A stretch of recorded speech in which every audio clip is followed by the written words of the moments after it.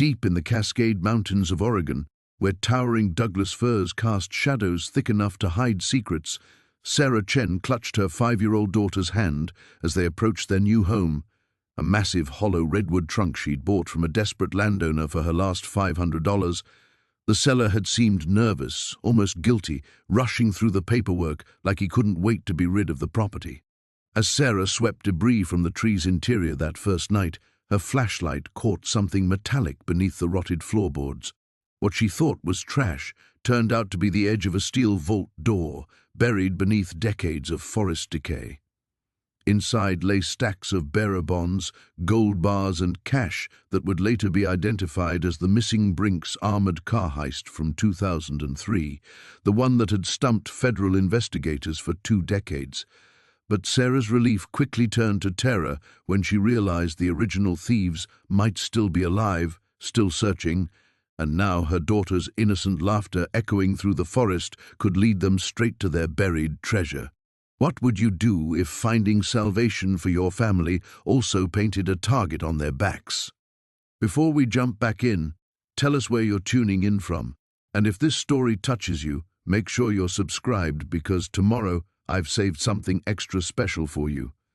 But that discovery was still 3 weeks away. Right now, Sarah's biggest concern was making 5-year-old Emma believe this was an adventure, not the desperate last resort it actually was.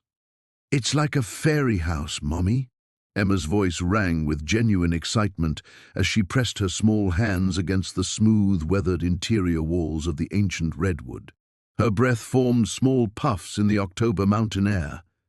Sarah forced a smile, pushing down the crushing weight in her chest. The eviction notice was folded in her jacket pocket, creased from constant handling. $67 in her bank account, no family to call, no friends left who hadn't already helped beyond their means. That's right, baby. We're forest princesses now. The tree was massive, carved hollow by fire decades ago, but somehow still living. Its trunk stretched nearly 20 feet high and 12 feet across at the base. Someone had installed a basic floor years ago, rough plywood that creaked but held their weight. A previous owner had even rigged a small wood-burning stove with a pipe that vented through a natural opening above. It would have to be enough. Sarah had found the listing on an obscure land sale website. Unique property, hollow tree dwelling, $500 OBO. The photos looked fake, too strange to be real, but when she'd called the number, the man who answered seemed almost frantic to sell. Cash only, he'd insisted. And I need it gone this week. His name was Marcus Reeves, and when they'd met at the tree, his hands had shaken as he signed over the deed.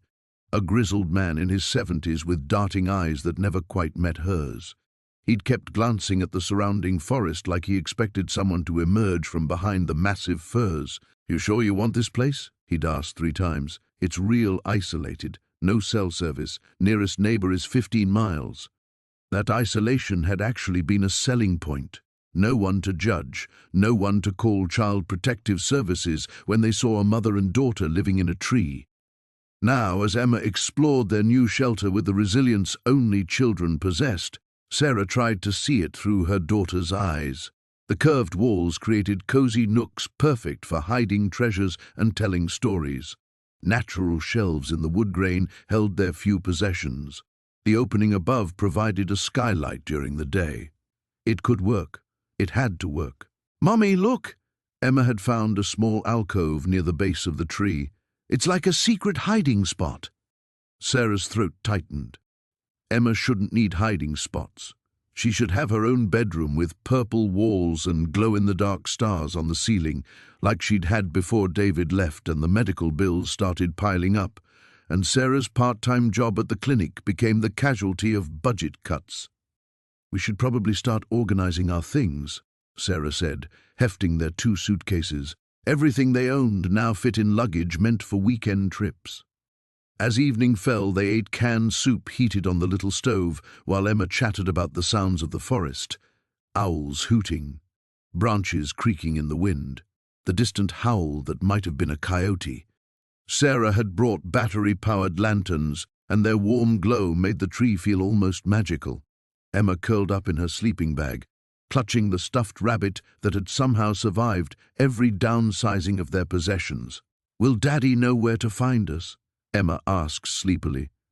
Sarah's heart clenched. David hadn't tried to find them in 8 months.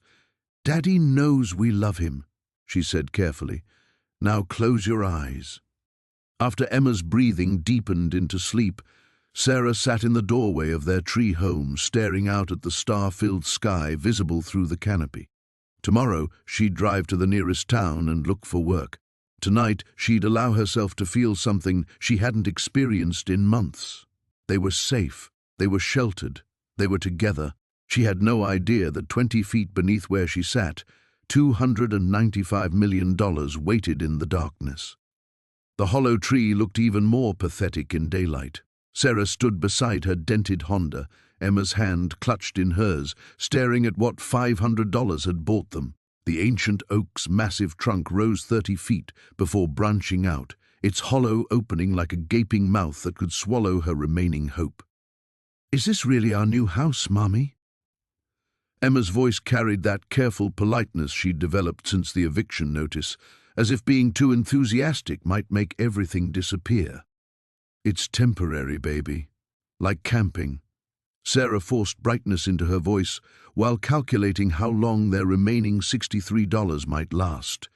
The tree's interior was larger than she'd remembered from yesterday's desperate phone call to the eccentric farmer who'd listed it online. Maybe 8 feet across, with what looked like a naturally formed shelf about 4 feet up. The farmer, old Pete Mackenzie, emerged from his farmhouse as they approached. 70s, weathered face, suspicious eyes that had seen too many city folks come and go. "Didn't think you'd actually show up," he said, tobacco juice staining his chin. "Most people see it and run." Sarah handed him the crumpled bills. "We're not most people." He pocketed the money without counting it. "Tree's been here longer than my family. Hollow formed natural-like after lightning struck it maybe 60 years back. Previous owner used to store tools in there. I just want someone keeping an eye on things, make sure kids don't vandalize it." Emma had already ducked inside the hollow, her voice echoing. "Mommy, there's stuff in here!" Sarah's stomach dropped. "Please don't let it be drug paraphernalia or worse." She squeezed through the opening, her phone's flashlight revealing what Emma had found. Metal camping equipment, old but well-maintained, a Coleman stove, sleeping bags wrapped in plastic, even a small folding table. "That junk comes with it," Pete called from outside. "Previous owner left it, Harvey something or other. Bought the tree maybe 20 years back, then disappeared. Never came back for his deposit. 20 years. Sarah ran her hand along the smooth interior walls, noting how carefully everything had been arranged. This Harvey person had set up a proper camp, not a desperate refuge. Battery-powered LED strips were mounted along the ceiling, connected to what looked like a car battery in a protective case. "The lights work," Emma announced, having found the switch. Warm illumination filled their new home, revealing more details. Someone had lined the walls with weather-resistant fabric. Built-in storage cubbies held canned goods, their expiration dates faded but readable. Most were only 2 or 3 years past due. Whoever Harvey was, he planned to stay a while, Sarah murmured. Emma discovered a wooden box tucked behind the sleeping bags. "Can we open it?" "Let me see first." Sarah examined the simple latch, not locked, just secured against weather. Inside, she found notebooks wrapped in plastic bags, their pages filled with cramped handwriting, maps, newspaper clippings, and beneath it all, something that made her breath catch. Photographs, black and white surveillance photos of men in suits, buildings, license plates. Professional quality, the kind that suggested law enforcement or private investigation. She flipped one over and found a date stamp, August 15th, 2003. "What's that stuff?" Emma peered over her shoulder. "I'm not sure." Sarah quickly closed the box. Whatever Harvey had been doing here, it wasn't simple camping. The equipment was too sophisticated, the photographs too deliberate. She thought about Pete's description. Harvey had disappeared 20 years ago, around 2003, judging by the dates on these photos. "Sarah?" Pete's voice came from outside. "You folks settling in okay?" She emerged from the hollow, leaving Emma to explore their new accommodations. "Mr. Mackenzie, what else can you tell me about Harvey? You said he just disappeared?" Pete spat into the dirt. "Paid 6 months up front, then nothing. Left all his gear. Police came around asking questions maybe a year later, but nothing came of it. Figure he moved on, found himself a better situation. Police? Federal boys, actually. FBI. Asked about Harvey, looked around the tree, took some photos, real interested in whether he'd had visitors, if I'd seen anything unusual." Pete's eyes narrowed. "You running from something, lady? Because I don't need that kind of trouble again." Sarah's mouth went dry. FBI interest in a man who'd lived in their tree 20 years ago. Professional surveillance equipment. Detailed photographs and maps. No trouble. We just need somewhere safe to stay. But as Pete walked back to his farmhouse, Sarah realized safe might be the last thing they'd found. Inside the hollow, Emma had discovered the LED strips had a dimmer switch and was adjusting the lighting like she was decorating a playhouse. The innocent joy on her daughter's face made Sarah's chest tight. Whatever Harvey had been involved in, whatever had brought the FBI to this tree, it was 20 years past.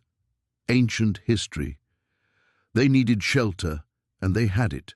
Everything else was someone else's problem, she hoped. The morning light filtered through the hollow's entrance as Sarah traced her finger along the edge of another bill.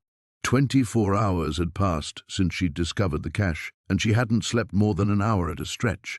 Every sound outside, a car door slamming, footsteps on gravel, even the wind through branches, sent her heart racing. Emma stirred on the makeshift bed Sarah had created from their few belongings and some surprisingly clean canvas tarps she'd found stored in a natural alcove.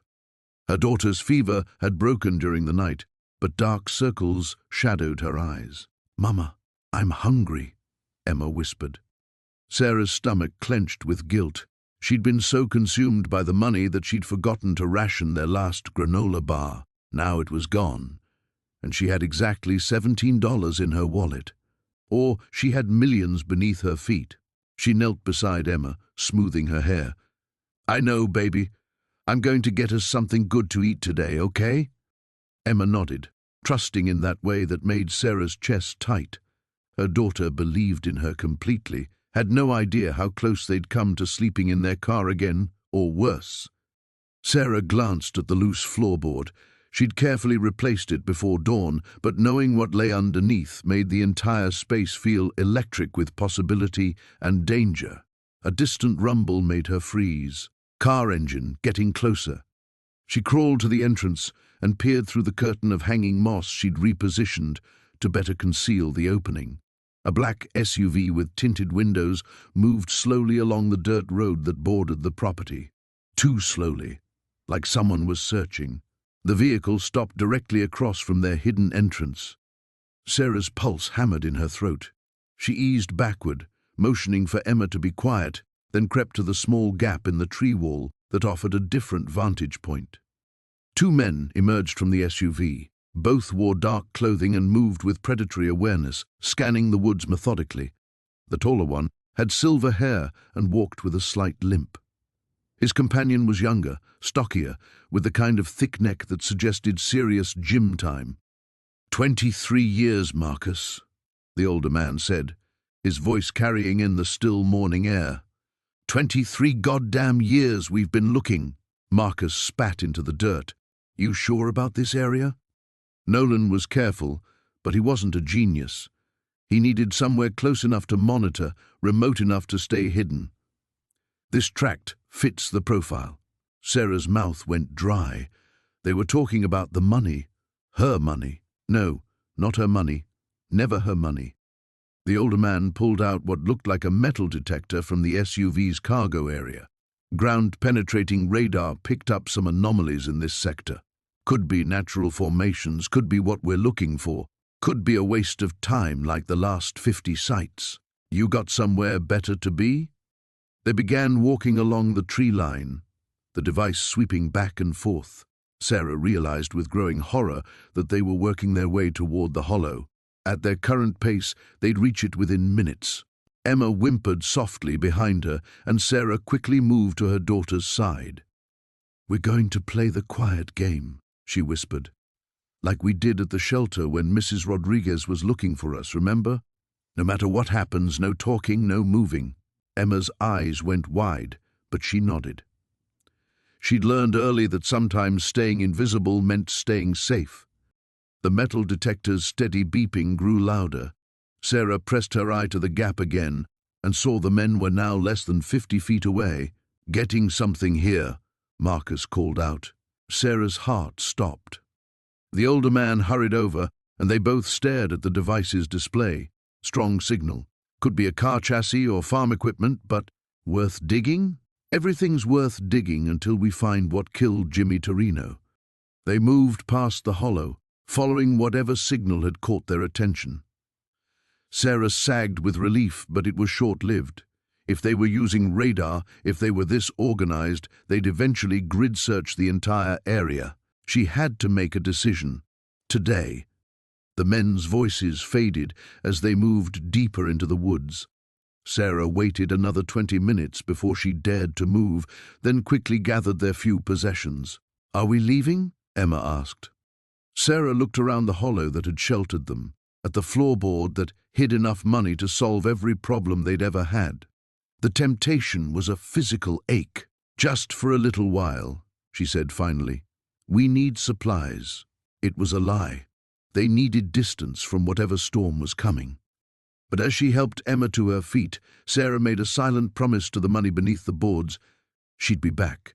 Somehow, she'd find a way to claim what fortune had dropped in her lap. She just had to figure out how to do it without getting them both killed. The morning sun filtered through the hollow's opening as Sarah's fingers traced the edge of the plastic-wrapped bundle. 24 hours had passed since her discovery, and sleep had been impossible. Every creak of the ancient wood, every rustle of leaves outside, sent her heart racing. She'd managed to convince Lily that the previous day's excavation was just making the house more comfortable. But her daughter's curious eyes had grown suspicious. "Mommy, why do you keep looking at the floor like that?" Lily asked now, munching on a granola bar that represented one of their last breakfast options. "Just making sure it's stable, sweetheart." Sarah forced a smile, though her stomach churned with anxiety. The weight of the secret pressed down on her like a physical force. She needed answers, but getting them meant leaving Lily alone or taking her along on what could be a dangerous investigation. The local library seemed like the safest starting point. Sarah had convinced herself that a few hours of research couldn't hurt anyone, and the children's section would keep Lily occupied. But as they walked the mile into town, Sarah couldn't shake the feeling they were being watched. Every parked car seemed suspicious, every passer-by a potential threat. The Millbrook Public Library was a small brick building that smelled of old books and floor polish. While Lily settled into the picture book corner, Sarah approached the reference desk where an elderly librarian with kind eyes looked up expectantly. "I'm doing some research on local history," Sarah began, her voice carefully casual. "Specifically about any major crimes or FBI investigations in the area over the past 20 or 30 years. The librarian, whose nameplate read Mrs. Henderson, tilted her head thoughtfully. "That's an unusual request."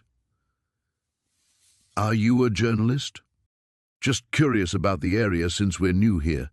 The lie came easier than Sarah expected. "I like to know the history of places where I live." Mrs. Henderson led her to a computer terminal and helped her access newspaper archives. "You might want to start with the Millbrook Gazette. They've covered everything significant since 1985.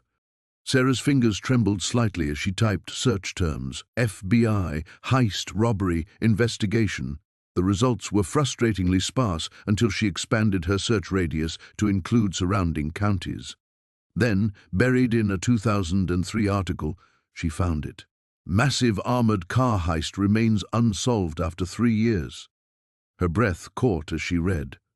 In March 2000, an armored transport carrying over $12 million in cash and bearer bonds had been ambushed on Highway 67. just 15 miles from where she now sat. 3 guards had been killed, and despite one of the largest FBI investigations in the region's history, neither the money nor the perpetrators had ever been found. The article included quotes from FBI Special Agent Robert Hansen, who had led the investigation. "We believe the suspects had inside knowledge of the transport schedule and route. This was a highly organized, professional operation." Sarah scrolled through follow-up articles, her pulse quickening with each revelation. The investigation had focused on a criminal organization with ties to Chicago and Detroit. Several suspects had been identified but never charged due to lack of evidence. Most telling was a quote from Agent Hansen in a 2005 article, "We believe the stolen money was hidden somewhere in the region, waiting for the heat to die down. These people are patient, and they're still out there." Still out there. The words echoed in Sarah's mind as she printed the articles with shaking hands. She glanced over at Lily, who was absorbed in a book about dinosaurs, blissfully unaware that her mother had just confirmed their worst nightmare. The walk home felt endless. Every shadow seemed to hide watching eyes. Every car engine made Sarah's heart skip. She found herself taking an indirect route, doubling back through residential streets to ensure they weren't being followed. By the time they reached the hollow tree, paranoia had settled over her like a second skin. That evening, after Lily fell asleep, Sarah sat in the darkness and forced herself to think rationally. The money had been hidden for 20 years. If the original thieves were still alive and still searching, they hadn't found it yet. The property had changed hands multiple times, including her recent purchase.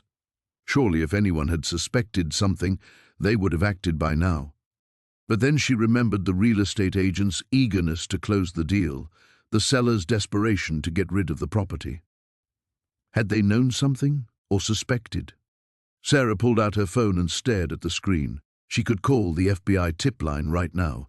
Turn everything over to the authorities and hope for the best. There might even be a reward, though she doubted it would be enough to solve their problems long term.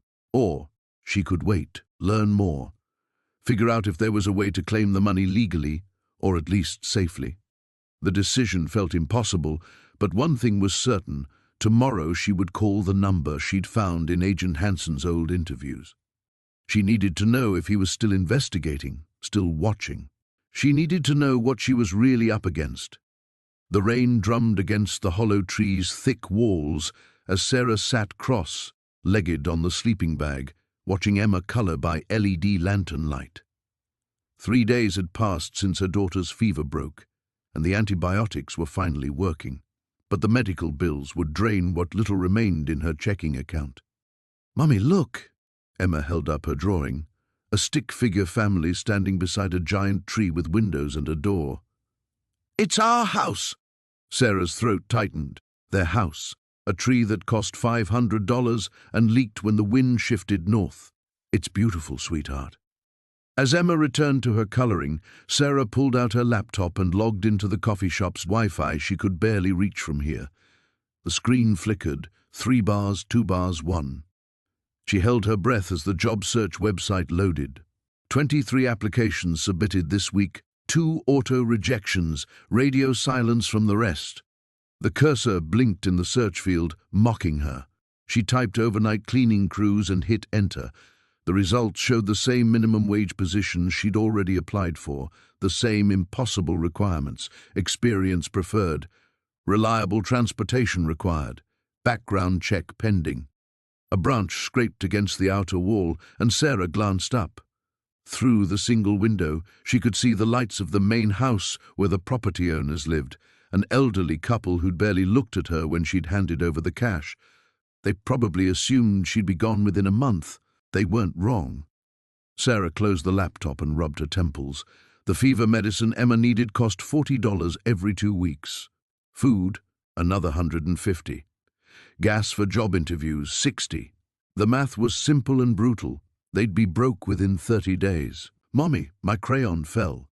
Emma pointed toward the far side of their small space, where a blue crayon had rolled against the wall. Sarah crawled over to retrieve it, running her hand along the wood grain. The craftsmanship was remarkable for something so old, The walls felt solid, seamless, carved from the living tree itself rather than built inside it. She pressed her palm flat against the surface, feeling for the crayon in the dim light. Her fingers found a groove. At first, she thought it was a natural crack in the wood, but as she traced its outline, she realized it was too straight, too purposeful. The groove formed a rectangle about 2 feet wide, nearly invisible unless you were touching it directly. "Did you find it?" Emma asked. "Just a second, baby." Sarah pulled out her phone and activated the flashlight. The bright beam revealed what her fingers had discovered, a panel cut so precisely into the tree wall that it was virtually undetectable. There was no handle, no obvious way to open it, but the seams were definitely man-made.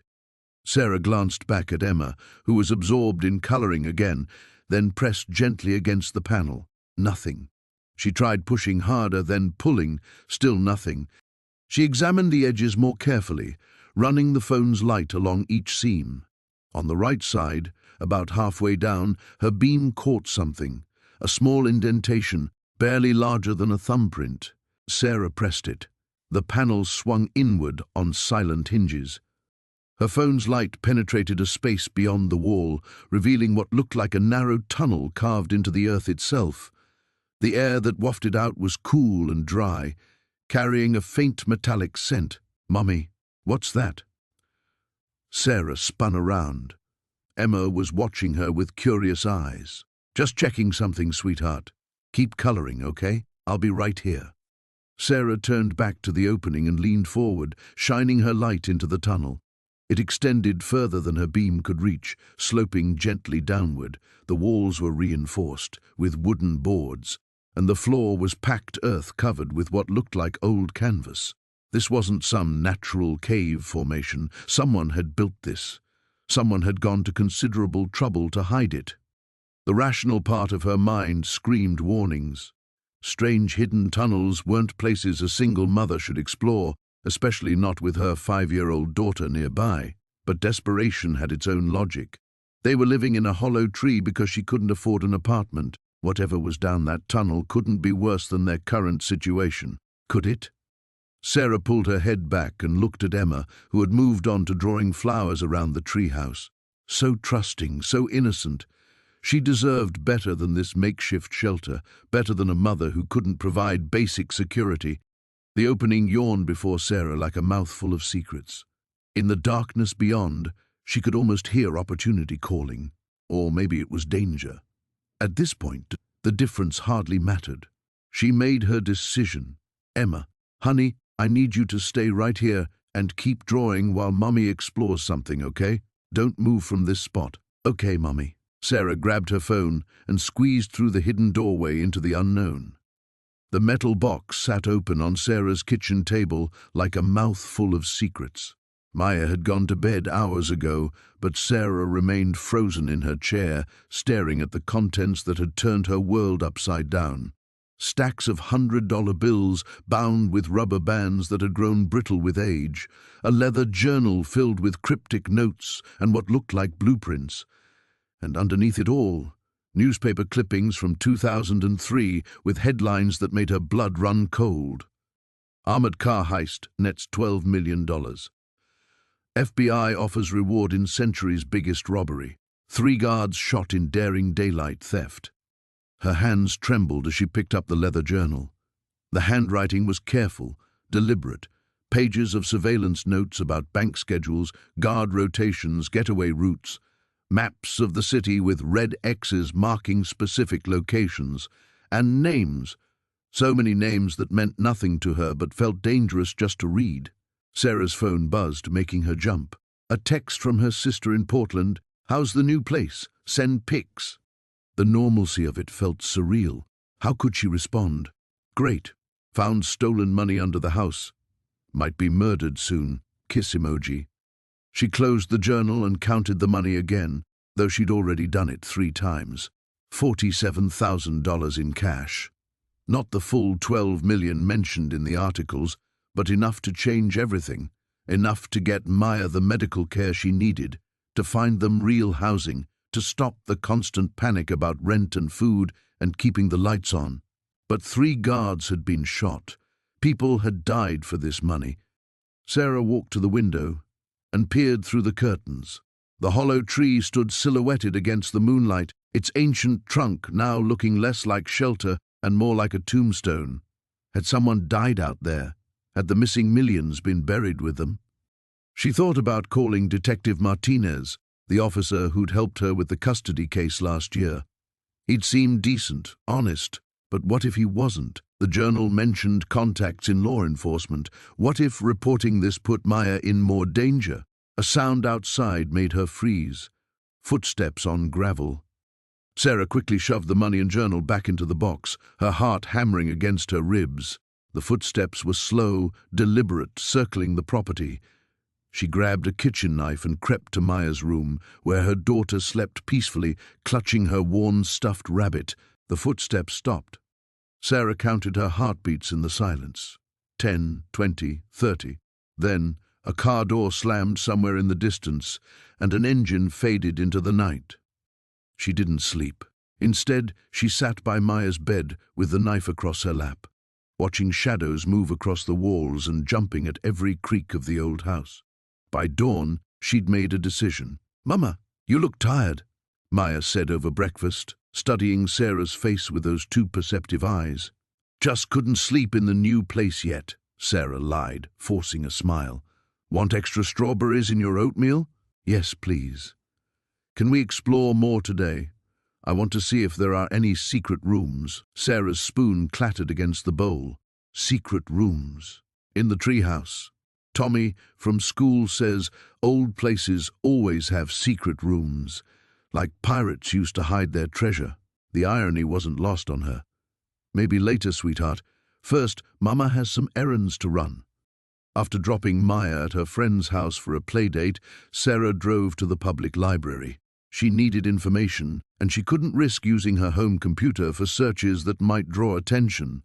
The librarian, a kind woman with silver hair, helped her access the newspaper archives.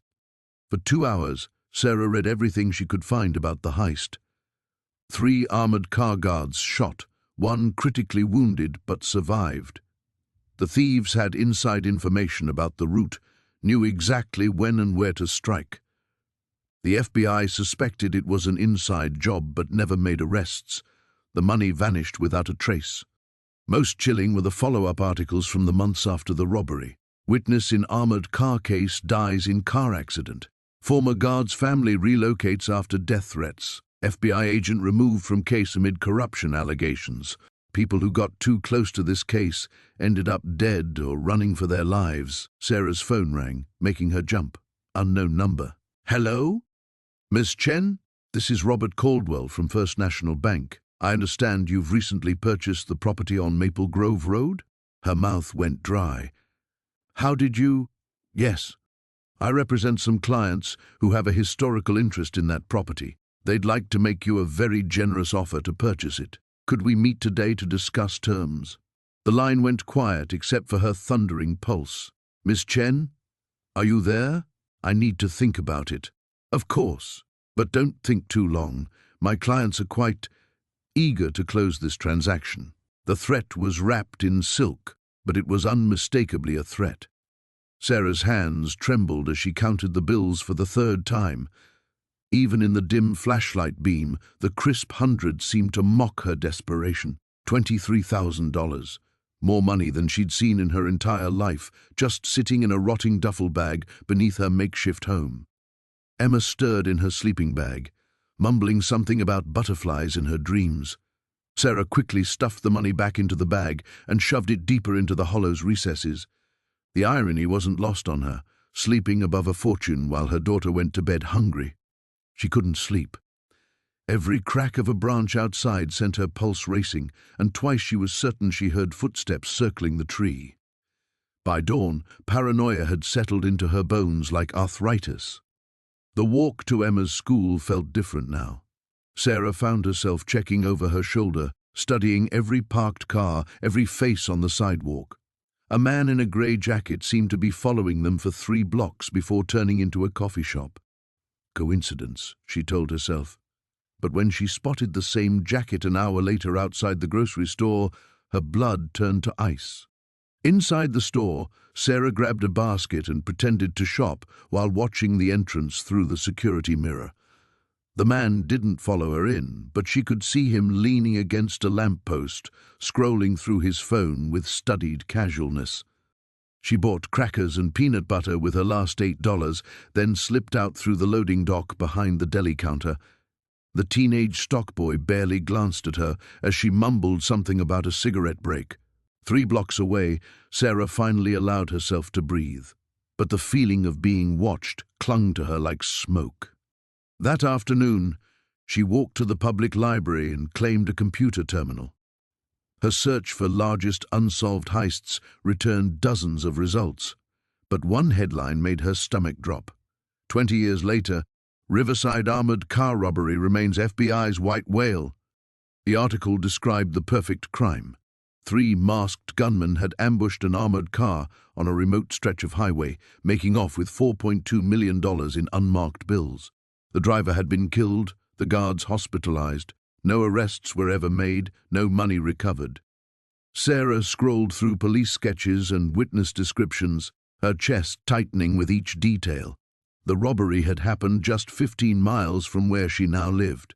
The getaway car, a stolen blue sedan, had been found burned out in the state forest that bordered her property. Her property, the hollow tree she'd bought from a desperate seller who'd inherited land he couldn't afford to keep. Land that backed up against thousands of acres of wilderness where 3 killers could have easily buried their score. The computer screen blurred as Sarah fought back tears. She wasn't just harboring stolen money, she was sitting on evidence from a murder case. The FBI would want to know about this. They'd dig up her entire property, expose Emma to media attention, questions, danger. But keeping quiet felt impossible now. The man in the grey jacket proved someone else knew about the money. Someone willing to watch and wait and follow a 6-year-old girl to school. Sarah printed the article and walked home on shaking legs. As she approached the tree line, she noticed tire tracks in the mud, fresh ones that hadn't been there that morning. Her heart hammered against her ribs as she climbed through the hollow's entrance. Everything looked normal at first glance. Their sleeping bags were undisturbed, Emma's stuffed rabbit sitting exactly where she'd left it. But something felt wrong. The air seemed different, disturbed. Sarah crawled to the hiding spot where she'd concealed the duffel bag. Her fingers found empty space. Panic flooded her system as she dug frantically through loose soil and decomposing leaves. Nothing. The bag was gone, along with any evidence that she'd found anything at all. She sat back on her heels, mind racing. Someone had been here. Someone had watched her last night, followed her this morning, then come back to retrieve their prize. 20 years they'd been searching, and she'd led them right to it. But as relief began to replace panic, maybe now they'd leave her alone, a terrible thought occurred to her. She was a witness now. She'd seen the money, could identify the hiding spot, might be able to lead investigators back to wherever they'd moved it. In crime movies, witnesses didn't just get to walk away. The sound of Emma's school bus rumbling down the distant road snapped Sarah into action. She had maybe 10 minutes before her daughter came skipping through the trees, excited to share her day. 10 minutes to decide whether to pack up everything they owned and run, or stay and hope that whoever had taken the money would simply disappear back into whatever shadows they'd emerged from. As Emma's laughter echoed through the forest, Sarah realized she was about to find out just how naive hope could be. The manila folder felt heavier than it should have in Sarah's hands as she sat in her car outside the Millbrook Public Library. Her fingers traced the edges of the documents she'd printed, newspaper articles, FBI case files, witness testimonies from 23 years ago, the Briarwood armored car heist, 4 guards dead, $12 million vanishing without a trace, and now she knew where it was.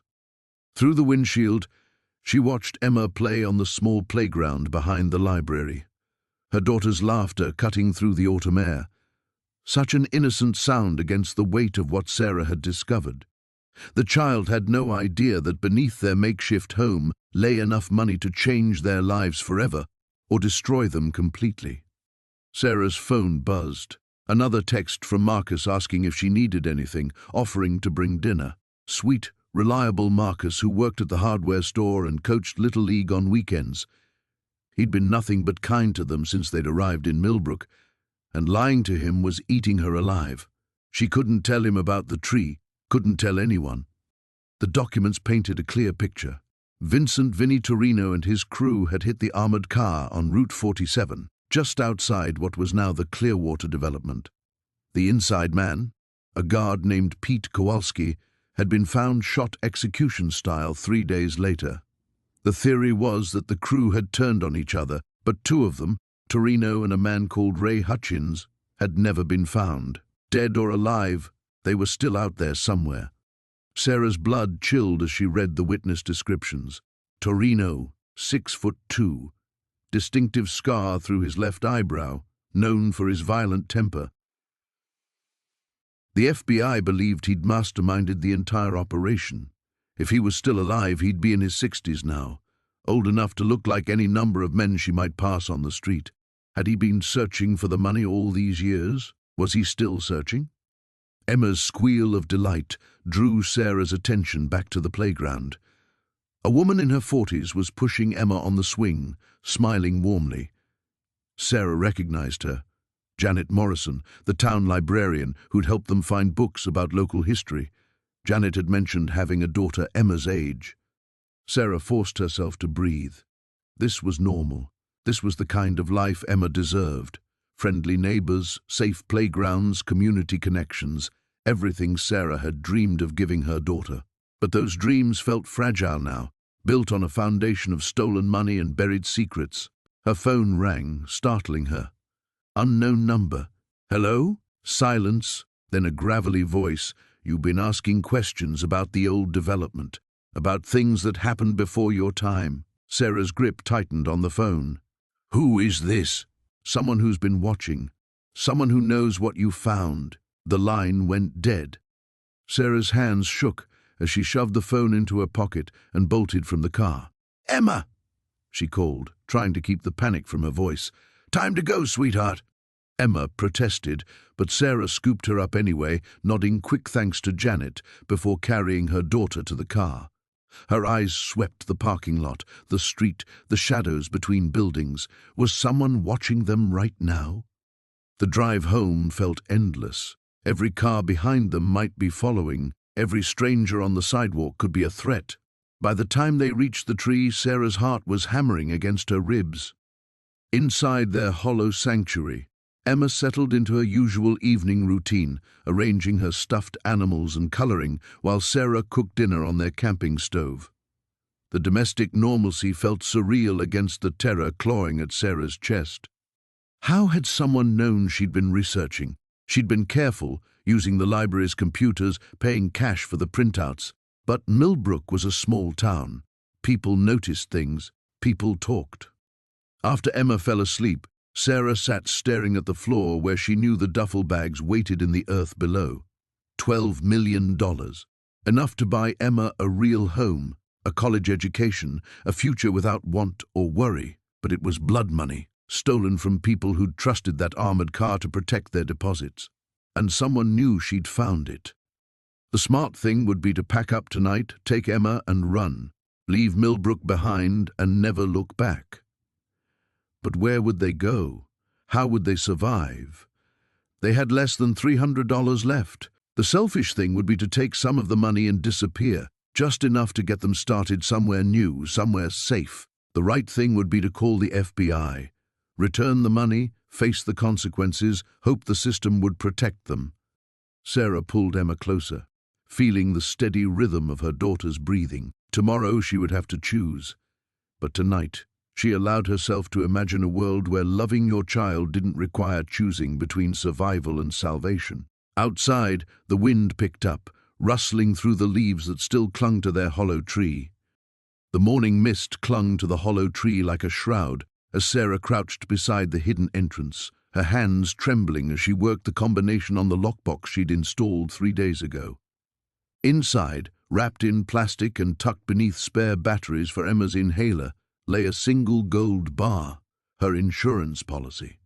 She'd moved most of the fortune to 3 different locations around the property, but kept this one piece close. If everything went wrong, if the men in the sedan came back, she needed something portable, something that could buy them safe passage far from here. The lock clicked open, and Sarah felt the familiar weight of the gold in her palm. 20 pounds of pure possibility, 20 pounds of terror. "Mom?" Emma's voice drifted from inside the tree. "Is everything okay?" "Just checking something, sweetheart. Get your backpack ready for school." Sarah rewrapped the bar and locked it away, then climbed back through the entrance they'd disguised with fallen branches and moss. Emma sat on her sleeping bag, carefully folding her homework into a plastic folder. The routine of normal life felt surreal against the backdrop of their extraordinary secret. As they walked toward town, Sarah noticed the black sedan parked outside Murphy's gas station. Different spot, same car. The driver sat motionless behind tinted windows, and Sarah forced herself to maintain their usual pace, even as her heart hammered against her ribs. "Can we stop for hot chocolate after school?" Emma asked, skipping ahead on the cracked sidewalk. "Mrs. Henderson said they're having a book fair fundraiser." "Maybe," Sarah replied, keeping one eye on the sedan. "We'll see how the day goes." At Lincoln Elementary, Sarah lingered longer than usual, watching Emma disappear into the building before turning back toward downtown. The sedan was gone from the gas station, but her relief was short-lived. As she rounded the corner near the library, she spotted it again, following at a careful distance. Her phone buzzed with a text from an unknown number. "We need to talk. Corner of Maple and 3rd. Come alone." Sarah's blood turned to ice. She glanced around wildly and spotted the sedan parked across from the specified intersection. Through her fear, a terrible clarity emerged. They knew about Emma's school schedule. They knew her routines. Running wasn't an option anymore. She walked to the corner with forced composure, stopping beside an old oak tree whose yellowing leaves provided minimal cover. The sedan's engine shut off, and a man emerged from the passenger side. He was younger than she'd expected, maybe 40, with graying temples and eyes that seemed to catalogue every detail around him. "Miss Chen." His voice carried a slight southern accent. "Thank you for being reasonable. What do you want?" "I think you know." He moved closer, hands visible but ready. 23 years I've been looking for what's buried on your property. My partner died in federal prison, still believing it was out there somewhere. I'm not leaving empty-handed." Sarah's mind raced. 23 years ago, Emma would have been -6 years old. This man had been searching since before her daughter existed. "I don't know what you're talking about." The Meridian Bank job. December 15th, 1999. 47 million in gold, bullion, cash and bearer bonds. My crew had it all planned out, except for Danny Reeves getting greedy and running off with our score. His eyes hardened. But Danny made a mistake. Right before the FBI caught up with him, he called his sister, told her he'd hidden everything somewhere safe, somewhere no one would think to look. The pieces clicked into place with horrifying precision.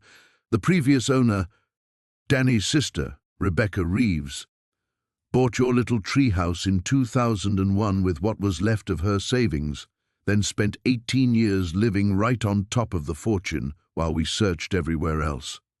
Took us this long to figure it out. Sarah's throat went dry. What happened to Rebecca? The threat was crystal clear. Sarah thought of Emma in her classroom, practicing multiplication tables and trading Pokemon cards, blissfully unaware that her mother was negotiating for both their lives. "Half," Sarah said quietly. "Excuse me? You want your partner's share, fine, but I found it. I've been living on top of it. Half." The man studied her for a long moment, then smiled, a cold expression that never reached his eyes. "You've got more spine than Rebecca did. But here's the thing, Miss Chen. You're not in a position to negotiate."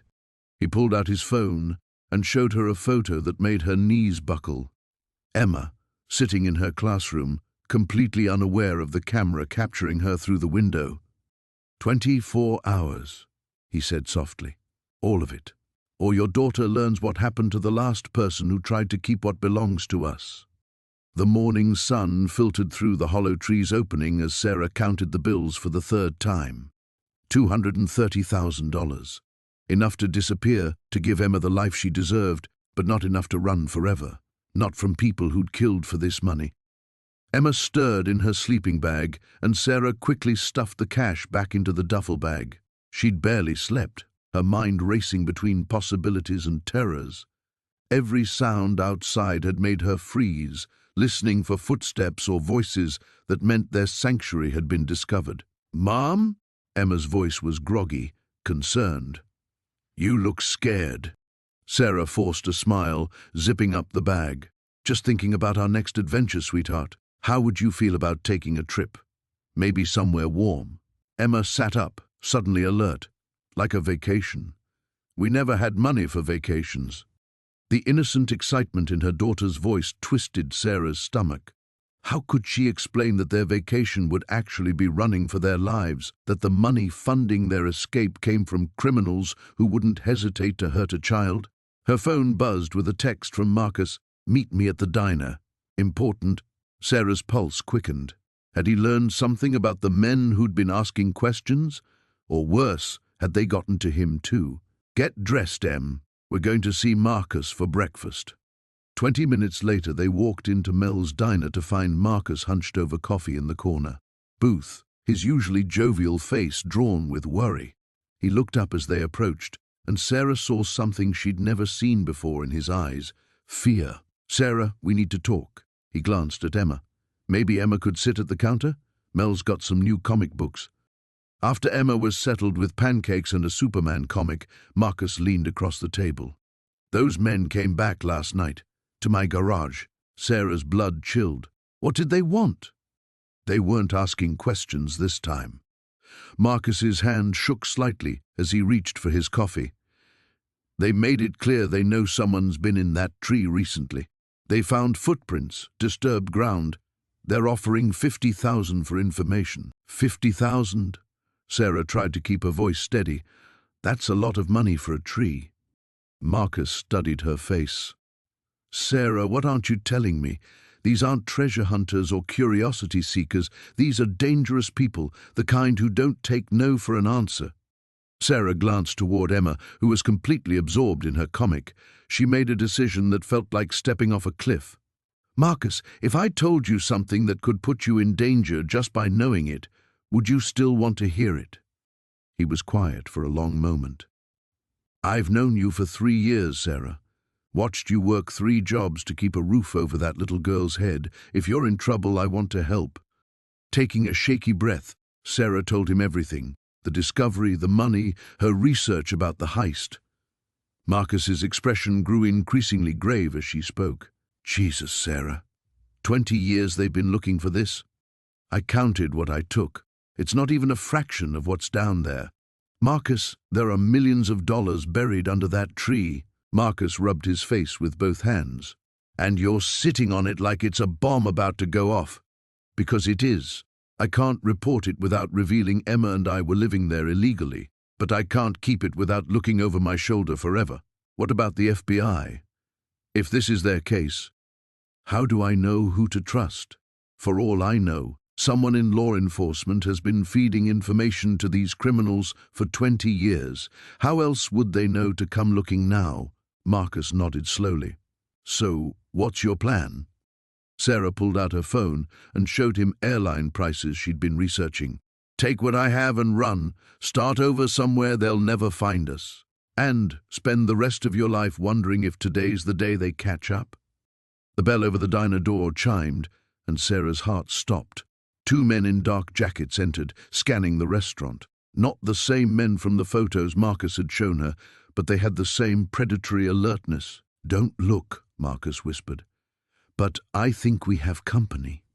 Sarah forced herself to take a casual sip of coffee while watching their reflection in the window. The men had approached Mel at the register and were showing him something, probably photos. "Back exit?" Sarah asked quietly. "Through the kitchen." "But Sarah, this proves they're closing in. You can't stay in town." Emma looked over from the counter, waving excitedly. One of the men's heads turned toward the movement. "Get Emma," Marcus said, standing casually.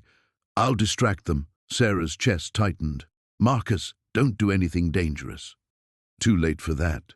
He squeezed her shoulder. Take care of that little girl. And Sarah, whatever you decide about the money, decide fast. I don't think you have much time left.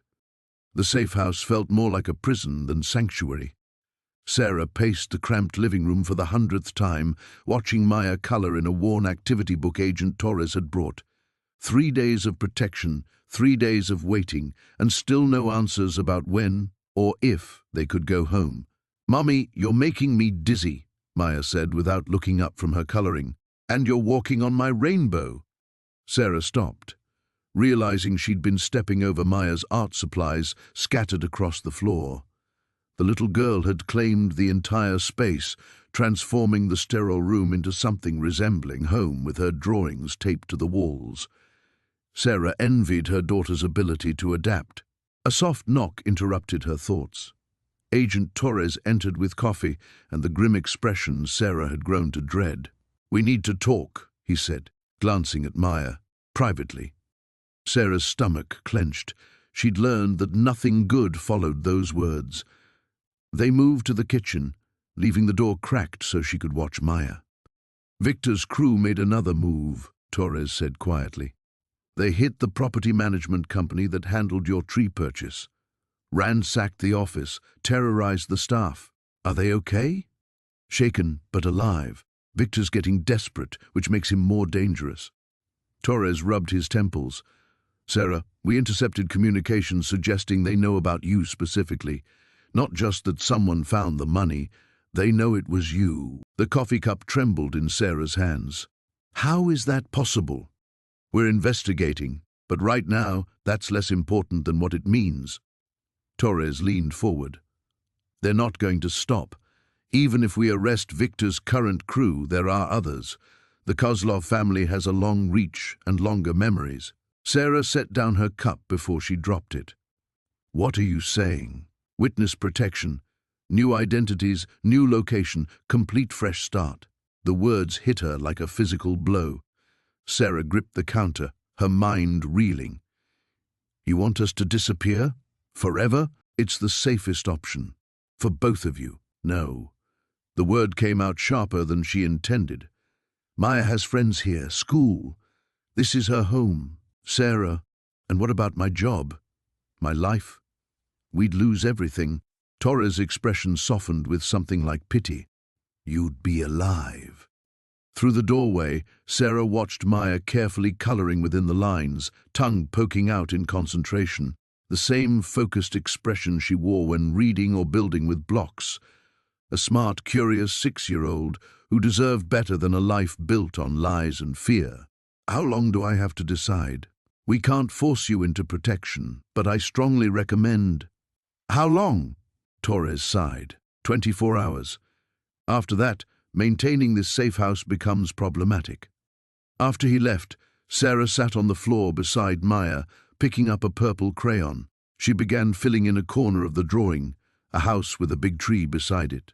"That's our tree," Maya said. "See? It has the special room inside." Sarah's hands stilled. "You remember the room?" "Uh-huh. It was scary but also kind of cool, like a fairy tale, except scary instead of magic." Maya switched to green for the tree's leaves. "Are we going to live in the tree again?" "I don't know, sweetheart. I hope so. I liked it better than here. This place smells like cleaning stuff and sadness." Sarah almost smiled despite everything. Maya had always been perceptive, picking up on emotions adults tried to hide. What if we had to move somewhere completely new? A place where you'd never see Emma or your other friends again? Maya's crayon paused. "Forever? Maybe. Would you be—" "Yes, always." Maya considered this seriously. "Would I still be Maya?" The question was so innocent yet cut so deep that Sarah had to look away. "You'd always be my Maya. Then I guess it would be okay. But I'd miss everyone." That night, after Maya fell asleep clutching her stuffed elephant, Sarah stood at the small window overlooking the parking lot. An unmarked car sat under the streetlight, their protection detail maintaining watch. She thought about the money, hidden somewhere in FBI custody, enough to solve every financial problem she'd ever had. Blood money that had already cost too much. Her phone buzzed with a text from an unknown number. "We know where you are. We know about Maya. Make this easy." Sarah's blood turned to ice. She rushed to the bedroom door where the protection detail sat. But the chair was empty, and Agent Morrison was nowhere to be seen. Another text arrived. "Check the bathroom." With shaking hands, Sarah opened the bathroom door. Agent Morrison lay unconscious on the floor, a small dart protruding from his neck.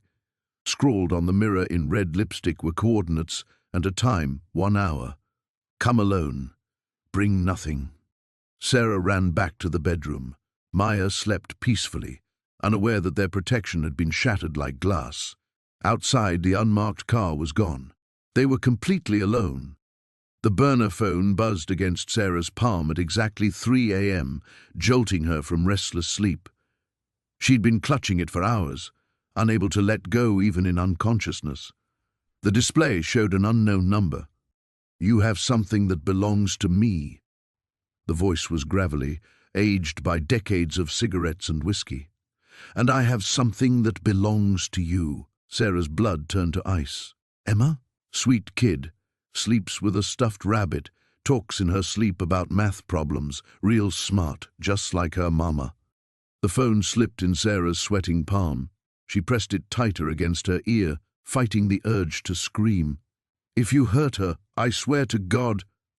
"Nobody's getting hurt if you're reasonable." "The money, Sarah. All of it. You've got 12 hours. I don't know what you're talking about." The lie tasted like ash. A low chuckle. "Frank Kowalski. Ring a bell? That tree you're squatting in used to be his favorite fishing spot.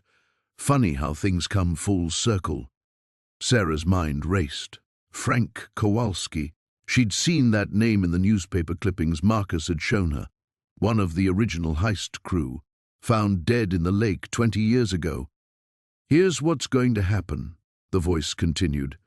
"You're going to pack up every last bill and bring it to the old grain elevator on Route 47. Midnight tomorrow. Come alone, or the kid disappears forever." The line went dead. Sarah stared at the dark screen, her reflection ghost-like in the black glass. Emma, her beautiful, brilliant daughter, was in the hands of a killer.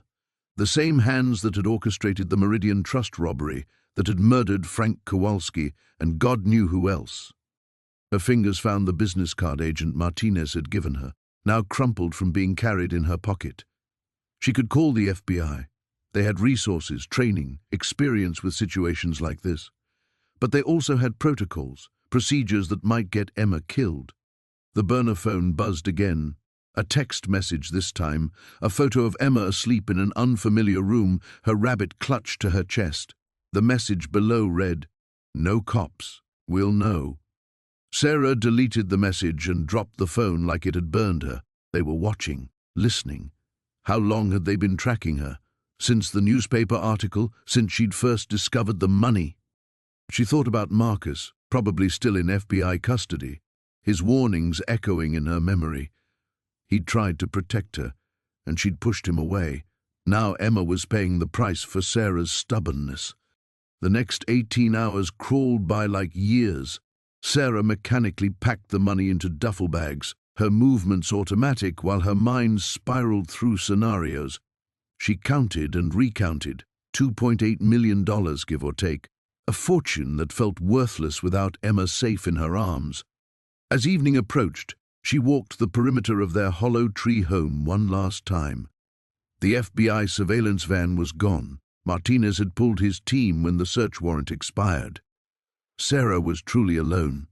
She loaded the bags into her beat-up Honda, the weight making the suspension sag. The drive to Route 47 took 30 minutes through winding country roads she'd never traveled before.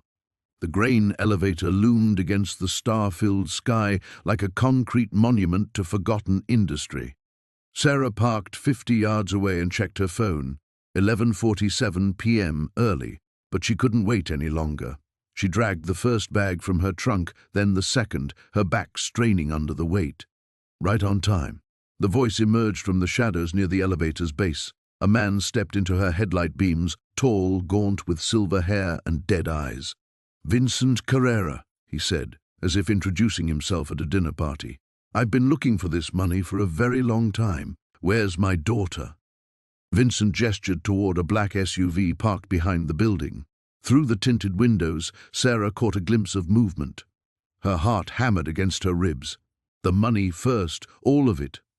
Sarah unzipped the first bag, revealing neat stacks of bills. Vincent's eyes gleamed with something beyond greed, obsession, maybe, or madness. 20 years of searching had carved deep lines into his face. "Frank always said it would be here somewhere. Took me 2 decades to figure out he meant literally under the tree, not just near it."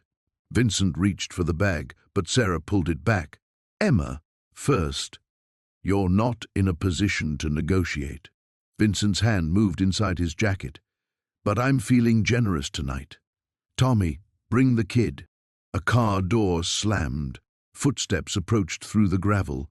Sarah held her breath, every muscle tense to run or fight or die, trying to save her daughter. Then she heard Emma's voice, frightened but strong. "Mom?" The basement felt different now that Sarah knew what lay beneath her feet. Every creak of the floorboards above seemed amplified. Every shadow held potential threat. She'd barely slept since discovering the vault, her mind cycling through impossible scenarios while Emma slumbered peacefully in the makeshift bedroom upstairs. 3 days had passed since she'd confronted the reality of $27 million sitting directly below their dinner table. 3 days of jumping at every sound, of checking and rechecking the locks, of watching Emma play with her dolls while wrestling with a decision that could destroy or save them both. The morning brought unexpected clarity in the form of Marcus Rivera's voice crackling through her old radio. The local news segment mentioned increased FBI activity in the area, something about following up on cold case leads. Sarah's blood ran cold as the reporter mentioned the Meridian bank heist specifically, noting that agents had been canvassing properties within a 50-mile radius of the original crime scene. "Mommy, you're burning the eggs!" Emma's voice cut through Sarah's panic. Sarah jerked back to the present, yanking the smoking pan off the burner. "Sorry, sweetheart, just thinking about something." "About the scary men who were here?" The innocent question hit Sarah like a physical blow. She'd tried so hard to shield Emma from the full weight of their situation, but children noticed everything. "What scary men, baby?" "The ones who came at night. I saw them from my window." Emma continued coloring, her crayon moving in careful circles. "They had big lights and were walking around our tree." Sarah's hands trembled as she scraped the ruined eggs into the trash. When had someone been here? How had she slept through it? When was this, Em? 2 sleeps ago, maybe 3. They were very quiet, but their lights woke me up. 2 or 3 nights ago, right after Sarah had first opened the vault. The timing couldn't be coincidental. Someone was watching them, had seen something, or worse, someone knew exactly what lay beneath the Chen family's new home. The sound of a car engine growing louder made Sarah freeze. Through the kitchen window, she watched a black sedan pull into their makeshift driveway. 2 men in dark suits climbed out, their movements deliberate and professional. FBI agents, by the look of them, and they were walking straight toward the tree. "Emma, I need you to go upstairs and play in your room for a little while. But I didn't finish breakfast." "Now, sweetheart. Please." Something in Sarah's tone must have conveyed the urgency because Emma slid off her chair without further protest, gathering her crayons as she went. Sarah waited until she heard the upstairs floorboards creak before moving to the door.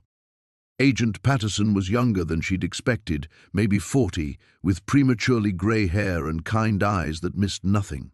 His partner, Agent Walsh, hung back slightly, his gaze sweeping the property with professional assessment. "Miss Chen?" "I'm Agent Patterson, FBI. We're investigating some historical incidents in this area and wondered if we could ask you a few questions." "Historical incidents." Sarah forced her expression to remain neutral. "Of course. What kind of incidents?" "There was a significant robbery about 20 years ago. We have reason to believe some evidence might be located on properties in this vicinity." Patterson's smile was warm, but his eyes remained sharp. "You purchased this property recently?" "Yes, just last month. Emergency housing situation. The truth felt safer than lies right now. And you've noticed anything unusual? Old structures, disturbed ground? Anything that seemed out of place for a vacant lot?" Sarah's heart hammered against her ribs. This was it, the moment that would determine everything. She could tell them about the vault, hand over the burden of $27 million and whatever danger came with it. Let the FBI handle the criminals who were clearly circling closer. Give Emma a chance at a normal life, even if it meant they'd remain poor. Or she could lie, protect the secret that could transform their desperate circumstances, and hope she was strong enough to handle whatever came next. "Nothing unusual," she heard herself saying, "just the hollow tree which makes for interesting shelter, very roomy inside." Agent Walsh stepped forward for the first time. "Mind if we take a look around? Just routine, but we like to be thorough." The casual request felt like a trap. If they searched the basement, if they brought ground-penetrating radar or dogs trained to detect metal, it would all be over. But refusing would be equally suspicious. "Of course. Though I should mention, my daughter's napping." The lie came easier this time. "If you could keep it quiet." "Absolutely." Sarah led them toward the tree, her mind racing through every detail of the basement. Had she left any obvious signs of her discovery? Were there footprints in the dust around the vault entrance? As they approached the massive hollow trunk that had become her daughter's sanctuary, Sarah realized she was about to learn whether she was clever enough to protect her family's future or foolish enough to lose everything they'd never really had. Sarah's hands trembled as she stuffed the last of the cash into Emma's backpack, her daughter watching with wide eyes from the edge of the hollow tree. The sound of engines grew closer, multiple vehicles approaching from different directions. They had maybe 3 minutes before whoever was coming reached the clearing. "Amma, what's happening?" Emma whispered, clutching her worn, stuffed rabbit. "We have to go, baby, right now." Sarah zipped the backpack shut and slung it over her shoulders, the weight of $2 million making her stumble slightly. She'd left the rest of the money in the chamber below, sealed behind the false floor she'd hastily reconstructed. Taking everything would have been impossible, and she prayed she'd grabbed enough to disappear. The first gunshot shattered the morning silence. Sarah grabbed Emma's hand and bolted toward the back of the property, away from the access road, where headlights now cut through the trees. Her mind raced through the escape routes she'd mentally mapped over the past weeks. The old logging trail that connected to the state forest. It was overgrown but passable on foot. Behind them, car doors slammed. Voices shouted orders she couldn't quite make out, but the tone was clear enough. These weren't tourists who'd taken a wrong turn. There, fresh tire tracks. Sarah recognized Marcus Rodriguez's voice, and her blood turned to ice. The FBI agent had found them, but was he here to arrest her or save her? After Detective Morrison's betrayal, she couldn't trust anyone in law enforcement. Emma stumbled over a fallen branch, and Sarah scooped her up without breaking stride. Her daughter was small for 8, but carrying her along with the money made every step an effort. Branches caught at their clothes and scratched their faces as they pushed deeper into the woods. "Fan out! She can't have gone far." Another voice, one Sarah didn't recognize. More footsteps crashed through the underbrush, spreading in different directions. They reached the logging trail just as Sarah heard the distinctive crack of someone stepping on the wooden porch of the hollow tree behind them. Her temporary home, her sanctuary, was being violated by strangers with guns. The violation felt almost as sharp as the fear. The trail wound downhill toward a creek that eventually connected to the main highway 5 miles south. Sarah had walked it once, scouting for exactly this scenario, but that had been without Emma, without the crushing weight of stolen money, without armed men hunting them through the forest. "Mama, I'm scared." Emma's voice was muffled against Sarah's shoulder. "I know, sweetheart. We're going to be okay. We're just going on an adventure, remember? Like the stories we read?" Sarah fought to keep her voice steady, even as her lungs burned and sweat stung her eyes. A helicopter's distant thrum, added to the symphony of pursuit. Sarah looked up through the canopy, catching glimpses of aircraft circling the area. How had they found her so quickly? She'd been so careful, paid for everything in cash, avoided cameras, stayed off the grid. The answer hit her like a physical blow: the library. She'd used the computer at the public library to research disappearing, new identities, offshore accounts, even deleted the browser history. But Agent Rodriguez was FBI. He'd have ways to trace digital footprints she'd never even considered. Her phone. Sarah yanked it from her pocket and hurled it into the creek without slowing down. Should have done that days ago, but she'd been clinging to her last connection to the normal world. The logging trail forked ahead, left toward the highway, right toward a series of abandoned mining camps that dotted the mountains. Sarah hesitated for crucial seconds. The highway meant civilization, witnesses, possible help, but it also meant roadblocks, license plate readers, cameras. The mines meant isolation and cold comfort in structures that might collapse at any moment, but they also meant places to hide until the initial search moved on. Emma had gone limp with exhaustion, making Sarah's choice for her. They needed shelter soon. She turned right, following a path marked only by rusted stakes and overgrown rails from ore carts. The helicopter sound faded, replaced by the whisper of wind through pine needles and the distant voices of searchers moving in the wrong direction. The first mine entrance appeared after another grueling 20 minutes of climbing. Sarah had visited it months ago when she'd first considered the hollow tree, drawn by morbid curiosity about the area's history. The supporting timbers looked solid enough, and the entrance was partially hidden by a rockfall that created a natural screen. Sarah squeezed through the gap, Emma still in her arms, and found herself in a chamber that stretched back into darkness. The air was cold and stale but breathable. Most importantly, it was empty of other people. She set Emma down gently and shrugged off the backpack, her shoulders screaming with relief.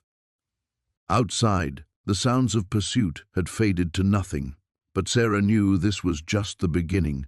Rodriguez wouldn't give up easily, and whoever else was hunting the money had waited 20 years. They wouldn't quit after one morning's search. The cabin felt like a tomb in the pre-dawn darkness. Sarah sat rigid at the kitchen table, Marcus's ultimatum echoing in her mind. 24 hours. The digital clock on the microwave cast an eerie green glow, 4:47 a.m. She'd been awake all night, every creak of the old wood making her jump, every shadow outside the window a potential threat. Lily slept fitfully in the bedroom, her small body curled beneath the quilt Sarah had found in the cabin's closet. Even in sleep, her daughter's face was pinched with worry. The fever had broken, but the ordeal had taken its toll on both of them. Sarah's phone buzzed. A text from an unknown number. Tick-tock. Her hands trembled as she set the phone down. Marcus wasn't waiting for the full 24 hours. He was playing with her, letting the pressure build until she cracked. Well, she'd cracked plenty of times before, when David left, when the eviction notice came, when Lily got sick and the bills piled up. But she'd always found a way to put herself back together. This time felt different. This time, the stakes weren't just about survival anymore. She pulled out the notebook where she'd been scribbling plans all night. Option 1, take the money and run. Pack everything they could carry, grab enough cash to disappear, and hope Marcus couldn't track them. But where would they go? How long could they stay hidden? And what kind of life would that be for Lily? Option 2, call the FBI and turn everything over. Let Agent Rodriguez handle Marcus and his crew. But that meant trusting the government to protect them, and Sarah had learned not to trust anyone but herself. Option 3, fight back. She'd been turning this last option over in her mind for hours, afraid to give it real consideration. But as dawn approached, it seemed like the only choice that didn't involve running or hiding for the rest of their lives. The hollow tree held more than just money. She'd found detailed records, photographs, even what looked like surveillance equipment from the original heist. Marcus wanted the cash, but he clearly didn't know about everything else down there. Maybe that gave her leverage. Sarah crept to the bedroom doorway and watched Lily sleep. Her daughter deserved better than this. Better than a mother who'd stumbled into a 20-year-old crime and couldn't find her way out. But maybe, just maybe, Sarah could turn this disaster into something that would actually secure their future. She returned to the kitchen and opened her laptop, fingers flying over the keys. If she was going to fight Marcus, she needed allies. Agent Rodriguez had seemed genuine, but Sarah wasn't ready to trust law enforcement completely. Not yet. Instead, she started researching Marcus Volkov. The internet yielded surprisingly little. A few business licenses for shell companies, some property records, nothing that screamed career criminal. But there were patterns if you knew how to look. Sarah had spent years tracking down deadbeat tenants and researching potential employers. She knew how to dig. A shell company registered to an address that didn't exist. A property purchase made with cash right after the original heist. Small things, but they painted a picture of someone who'd been very careful to stay in the shadows. Her phone rang, making her jump. Unknown number again. "Hello, Sarah." Marcus's voice was calm, almost pleasant. "I hope you're having a productive morning. It's not even 5 a.m. Early birds and worms, my dear. Have you made your decision?" Sarah looked toward the bedroom where Lily slept. "I need more time. Time is the one thing we don't have. My associates are becoming impatient. They've been waiting 20 years for this payday. Then maybe they can wait one more day." Marcus chuckled. "You know, I admire your spirit. In different circumstances, I think we could have been friends. But circumstances are what they are. What if I told you there's more down there than just money?" The silence stretched so long, Sarah wondered if the call had dropped. When Marcus spoke again, his voice had lost its casual tone. "Explain." The money was just part of what they hid. There are records, evidence, things that could implicate people who thought they were safe after 20 years. "You're bluffing." "Am I?" "You've been looking for this stash for 2 decades. Don't you think the people who hid it were smarter than just burying cash in the ground?" Another long pause. Sarah held her breath, hoping her gambit would pay off. "We'll discuss this tonight," Marcus said finally. "Midnight at your tree. Come alone and bring everything. Money, records, all of it. Try to play games with me, Sarah, and your daughter will pay the price." The line went dead. Sarah sat in the growing dawn light, her heart pounding. She'd bought herself time, but at what cost? Tonight, one way or another, this would end. Sarah's hands trembled as she dialed Agent Martinez's number, the burner phone heavy in her palm. The darkness inside the hollow tree felt suffocating now, despite the millions in cash surrounding them. Emma slept fitfully against her shoulder, occasionally whimpering from her fever. "Martinez, it's Sarah Chen. We need to talk." A pause. "Where are you?" "Safe, for now. But Vincent Kozlov found us. We barely escaped." "Jesus, are you hurt? Is Emma okay?"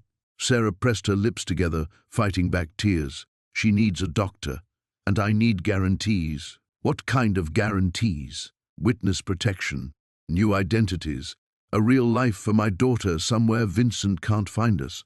Martinez's voice softened. "Sarah, you know I can't promise." "Then we're done here." Sarah's finger hovered over the end call button. "Wait, listen to me. I've been working this case for 8 years. Vincent Kozlov has killed 12 people that we know of, probably more. If you have something that can help us stop him, we'll move heaven and earth to protect you and Emma." Sarah closed her eyes. "I found it. The Millennium heist money, all of it." The silence stretched so long she thought the call had dropped. Finally, Martinez spoke, his voice barely a whisper. "You're certain?" 47 million in bundled hundreds, just like your files described, plus bearer bonds, gold coins, jewelry. It's all here. "Where is here, Sarah?" She hesitated. Outside, wind rustled through the leaves above them. In the distance, she could hear the faint hum of traffic on the interstate. Normal people living normal lives, unaware that a desperate mother sat surrounded by a fortune built on blood and violence. "The property I bought. There's more to it than anyone knew. We need to move fast. Vincent won't give up. And if he's as close as you say..." A twig snapped outside. Sarah's blood turned to ice. "Someone's here," she whispered, killing the phone's screen light. Emma stirred against her. "Mommy? Shh, baby. Stay very quiet." Sarah crept toward the opening, Emma clinging to her back. Through the narrow gap she could see flashlight beams sweeping through the trees. At least 3 of them, moving methodically toward the hollow. Her mind raced. The tunnel. Marcus had mentioned it led to the old mine shaft. She'd never explored it fully, but it had to be better than sitting here waiting for Vincent to find them. Sarah gathered the emergency backpack she'd prepared. Bottled water, Emma's medicine, the legal documents Marcus had given her, and 1 bundle of cash. Everything else would have to stay. "We're going on another adventure," she whispered to Emma, "like hide and seek." The tunnel entrance was barely visible in the darkness, a black void that seemed to swallow her flashlight beam. Sarah had no choice. The voices outside were getting closer. They crawled into the passage, Emma whimpering softly. The tunnel was wider than it appeared, carved roughly from earth and stone. Spider webs caught in Sarah's hair, and the musty smell of decades filled her nostrils. Behind them, she heard Vincent's voice, distorted by rage. "I know you're here, Sarah. You can't hide forever." They kept moving. The tunnel sloped downward, and Sarah realized they were heading toward the mine shaft Marcus had shown her, the same shaft where Danny Reeves had hidden the money 20 years ago, probably using this very tunnel. Emma's breathing was labored, her fever making her weak. Sarah's own lungs burned from the stale air, but she pushed forward. The tunnel seemed endless, a nightmare passage between her old life and whatever waited ahead. A sound echoed behind them, footsteps in the tunnel. Vincent had found the entrance. Sarah's flashlight beam suddenly opened into a larger space, the mine shaft. Ancient wooden supports held up a cavern that stretched beyond her light. Railroad tracks, rusted and broken, disappeared into the darkness. To her right, another passage led upward. Fresh air moved through it, an exit. "This way, sweetheart," she whispered, lifting Emma onto her back again. The climb was brutal. Emma's weight, her own exhaustion, and the steep incline left Sarah gasping, but the air grew fresher with each step, and finally she saw stars through an opening ahead. They emerged into a cluster of bushes 50 yards from an old access road. Sarah recognized it, the same road that led to the main highway. She pulled out the burner phone and called Martinez again. "We're out. Sending you coordinates now." "Sarah, listen carefully. I need you to stay exactly where you are. Don't move. Don't try to meet us anywhere. We're tracking your phone, and we'll come to you. ETA, 15 minutes. Sarah looked back toward the mine entrance, then at Emma's pale face in the moonlight. 15 minutes felt like a lifetime, but they'd made it this far. In the distance, sirens wailed.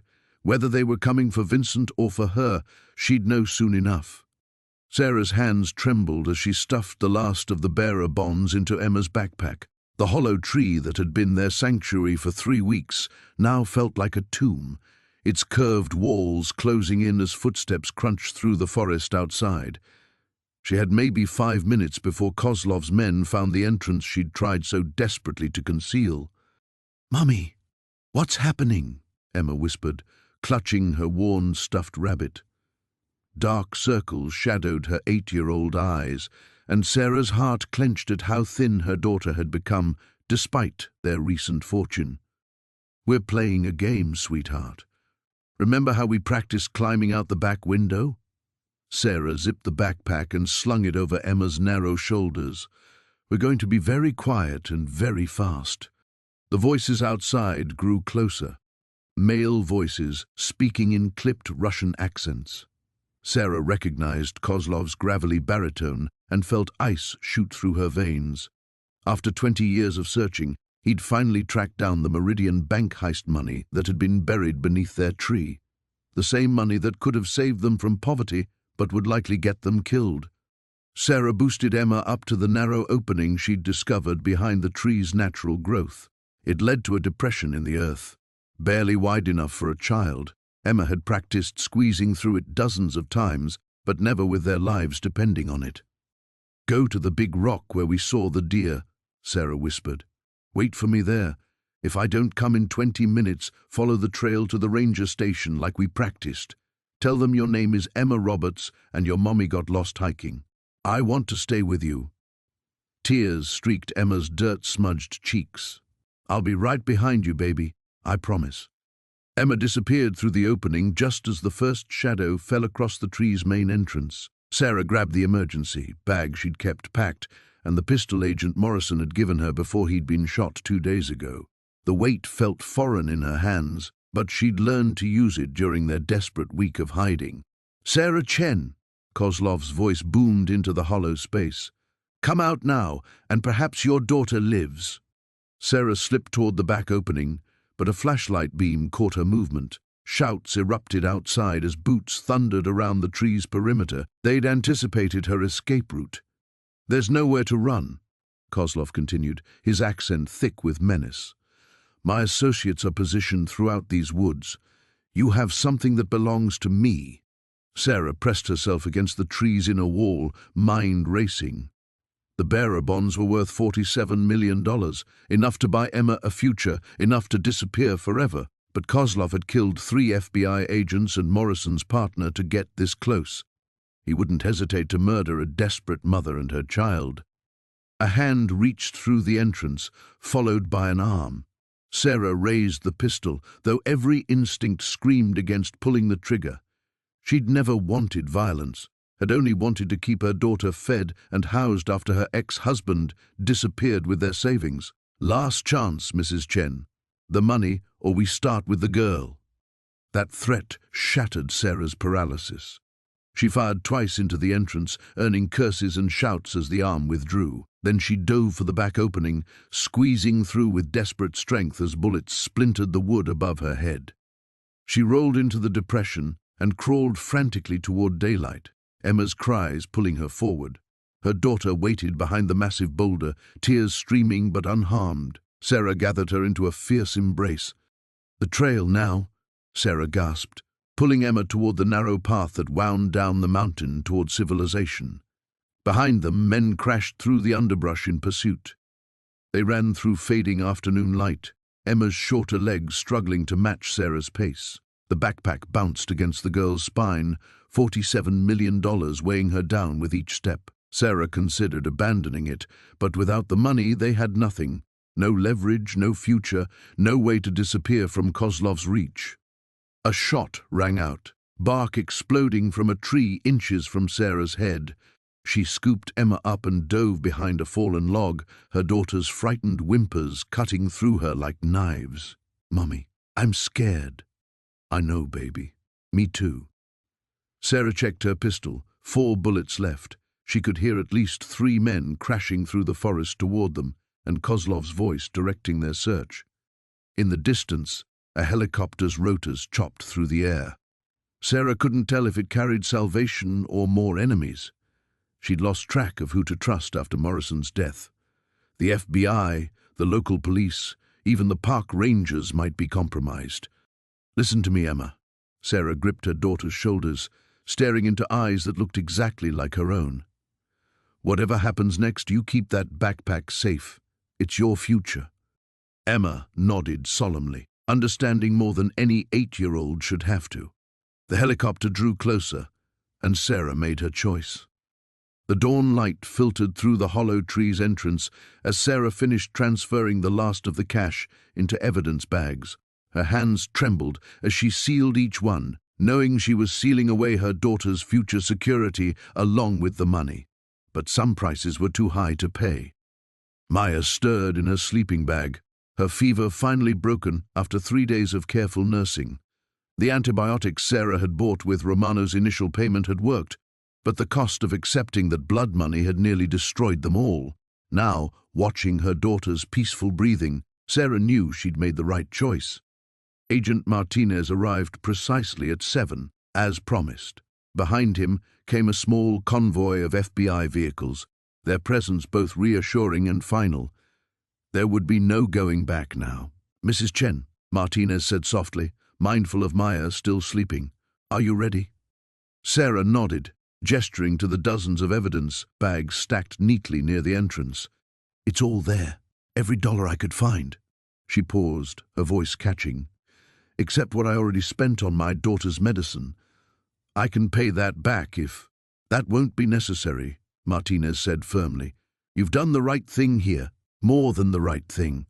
As the FBI team began carefully cataloging and removing the evidence, Sarah gently woke Maya. Her daughter's eyes, clear for the first time in days, took in the activity around their strange home. "What's happening, Mama?" "We're going on a new adventure," Sarah said, forcing a smile. "Remember how I told you sometimes we have to make hard choices to stay good people? Today we're making one of those choices." Martinez approached them as his team worked. "I meant what I said about witness protection. Romano and Kowalski are still out there, and they won't give up easily. We can give you new identities, a fresh start somewhere safe." Sarah looked around the hollow tree that had been both sanctuary and prison. Despite everything, it had sheltered them when they had nowhere else to go. But it was time to leave. "What about our old life? My job applications? Maya's school records?" "All handled," Martinez assured her. "The reward money will be processed through proper channels. It's not the full amount you found, but it's enough to start over properly. Clean money." Maya tugged on Sarah's sleeve. "Mama, are we in trouble?" "No, sweetheart. We're getting out of trouble." Sarah knelt to her daughter's eye level. "Remember the story about the magic tree? How it kept us safe but couldn't be our home forever?" Maya nodded solemnly, her child's wisdom accepting what adults often couldn't. Sometimes safety meant letting go of what seemed valuable to hold on to what truly mattered. As the last evidence bag was loaded into the FBI vehicles, Sarah took one final look around the hollow tree. 20 years ago, desperate criminals had hidden their stolen fortune here, probably never imagining a desperate mother would stumble upon it decades later. The irony wasn't lost on her. She'd been as desperate as they were, just desperate for different things. "Mrs. Chen?" Agent Martinez held out an official document. "This is your preliminary witness statement. Once you sign it, the process begins. New names, new location, new life, but also new safety." Sarah read through the papers, each word cementing their transformation from victims of circumstance into protected witnesses. Maya would grow up without the shadow of Romano's vengeance hanging over her. She would never know how close they'd come to being consumed by someone else's greed. "There's something else," Martinez said quietly. "The reward money. We've arranged for it to be placed in an educational trust for Maya. She'll never want for schooling, college, anything like that. Your good choice here today just secured her entire future."